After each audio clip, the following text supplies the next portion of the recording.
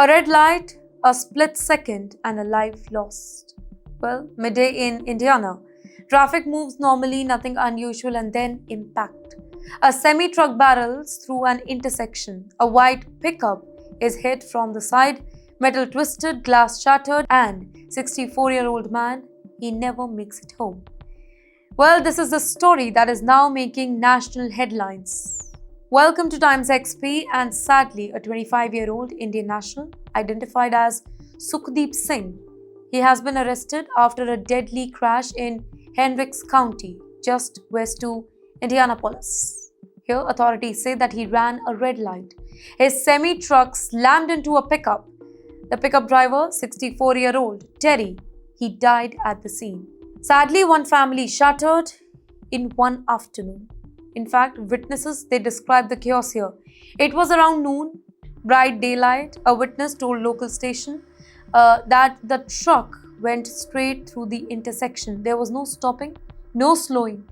One woman said that she narrowly avoided being hit herself. In fact, she rushed to the pickup truck to help, but it was too late.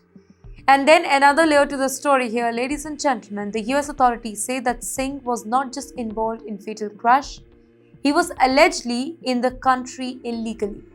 Yes, he is now in custody of the US Immigration and Custom Enforcement, better known as ICE. And you know how did he enter the US? Well, according to reports from Fox News, Singh crossed the US border in 2018. At that time, he was a minor. He was detained, but later on, he was released. Why? Because of the 1997 Flores Consent Decree.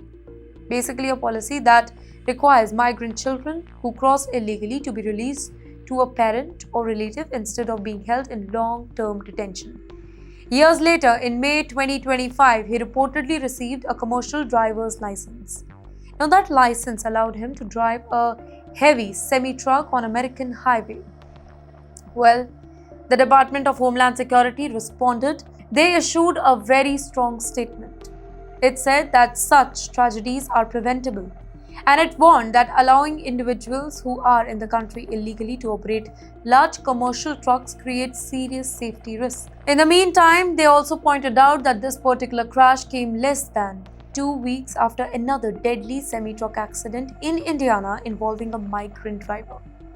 It's not an isolated case. Just weeks ago, authorities accused a migrant from Kazakhstan of causing another fatal crash in Indiana. In August 2025, another Indian national, Harjinder Singh, was accused of making an illegal U-turn that allegedly led to a deadly accident. Now, these back-to-back cases, they are fueling a larger debate in the US today. Here's the bigger question. How did somebody who crossed the border as a minor later obtained a commercial driver's license? In fact, what background checks were done? What system failed, if any? And most importantly, could this tragedy have been prevented? Well, in the end, for one Indiana family, these policy debates, they do not matter anymore. A father, a son, a husband, a 64-year-old man, Terry, is all gone. The story is no longer just about immigration anymore. It's about road safety. It's about accountability, and it's about enforcement, and it is about human cost when systems, immigration or licensing, are questioned after tragedy strikes.